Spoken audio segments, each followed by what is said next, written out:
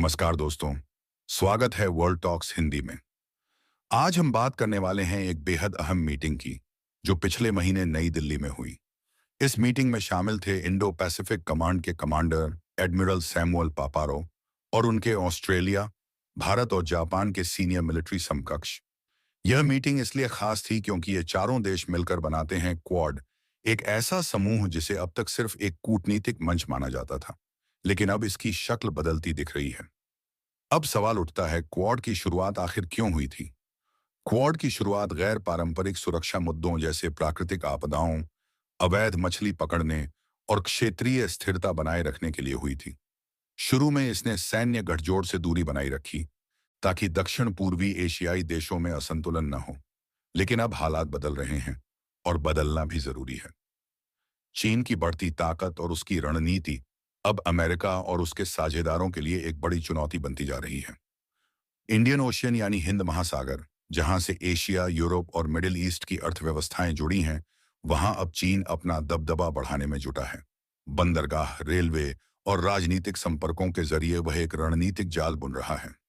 चीन केवल निवेश नहीं कर रहा, बल्कि अब अपनी नेवी को भी लंबी दूरी तक तैनात करने लायक बना रहा है। वो जासूसी गतिविधियों में भी तेजी से विस्तार कर रहा है।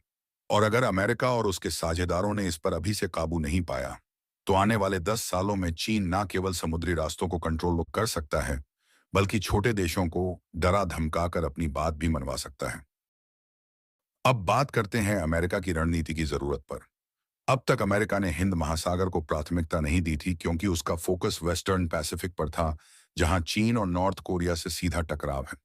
लेकिन अब वक्त आ गया है कि अमेरिका और उसके क्वाड पार्टनर मिलकर एक कॉम्प्रिहेंसिव यानी व्यापक रणनीति तैयार करें। इस रणनीति के 3 मुख्य स्तंभ होने चाहिए: इंटेलिजेंस, ऑपरेशनल तैयारी और टेक्नोलॉजिकल मॉडर्नाइजेशन। इसका मतलब है बेहतर जासूसी सिस्टम, समन्वित सैन्य अभ्यास और हाईटेक हथियारों और सिस्टम का इस्तेमाल। और सबसे जरूरी, मजबूत मिलिट्री बेस, जहां जरूरत पड़ने पर ऑपरेशन चलाए जा सकें। भारत की भूमिका इसमें बेहद अहम है। भारत को नेट सिक्योरिटी प्रोवाइडर यानी क्षेत्र में सुरक्षा का मुख्य स्तंभ माना जा रहा है। भारत न सिर्फ राहत कार्यों में आगे रहा है, बल्कि छोटी नौसेनाओं वाले देशों को सैन्य सहायता भी देता रहा है। हाल ही में भारत अमेरिका और अन्य साझेदारों के साथ मिलकर समुद्री डकैती रोकने में भी सक्रिय रहा है। लेकिन खतरा यह है कि चीन की सैन्य क्षमता जिस रफ्तार से बढ़ रही है, उस मुकाबले भारत की नेवी में निवेश काफी धीमा है। इसीलिए अब जरूरत है एक साझा रणनीति की, जिसमें क्वाड देश एक दूसरे की तकनीक, सप्लाई चेन और रिसर्च को साझा करें।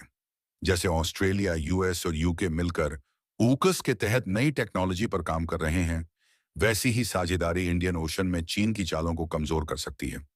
तो सवाल उठता है, क्या क्वाड अब एक मिलिट्री ग्रुप बन जाएगा? सीधा जवाब है नहीं। लेकिन क्वाड देशों को अब साफ समझ आ गया है कि केवल पब्लिक गुड्स देना यानी टेलीकॉम या राहत सामग्री बांटना काफी नहीं है। अब जरूरत है चीन के आक्रामक रवैये को सीधे जवाब देने की, और यही एकमात्र रास्ता है क्षेत्रीय स्थिरता बनाए रखने का।